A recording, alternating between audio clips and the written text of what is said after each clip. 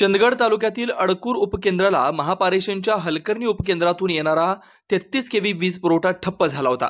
तांबुळवाडी येथे ताम्रपर्णी नदीच्या पुराच्या पाण्यात जाऊन जीवाची कसरत करून खंडित झालेला विद्युत पुरवठा सुरळीत करून महावितरण कर्मचाऱ्यांनी धाडसी सेवा बजावल्यानं कौतुक। भर पावसात पाण्यात उतरून विजेच्या खांबावर चढून महावितरणच्या प्रभाकर अर्दाळकर, रामू फगरे, श्रावण मंडलिक, ऑपरेटर अरुण नाईक यांच्या पथकानं विद्युत पुरवठा सुरळीत केला।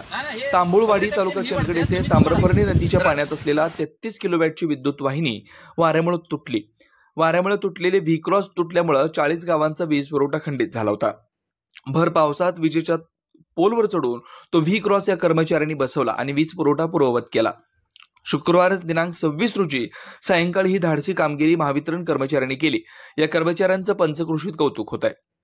चंदगड तालुक्यातील अडकूर उपकेंद्राला महापारेषणच्या हलकर्णी उपकेंद्रातून येणारा 33 केव्ही वीज पुरवठा ठप्प झाला होता।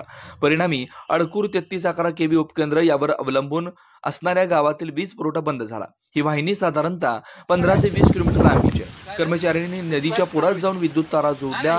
अडकूर उपकेंद्र वाहिनी पूर्ववत सुरू झाली। सर्व गावांचा विद्युत पुरवठा सुरू करण्याचं यशस्वी काम कर्मचाऱ्यांनी केलं। या धाडसी कामगिरीमध्ये चंदगडचे सहाय्यक अभियंता विनोद हडपद, वरिष्ठ तंत्रज्ञ अनिल पाटील यांच्या मार्गदर्शनाखाली प्रभाकर अर्दाळकर, रामू फगरे, श्रावण मंडलिक, ऑपरेटर अरुण नाईक यांनी कामगिरी बजावली आहे।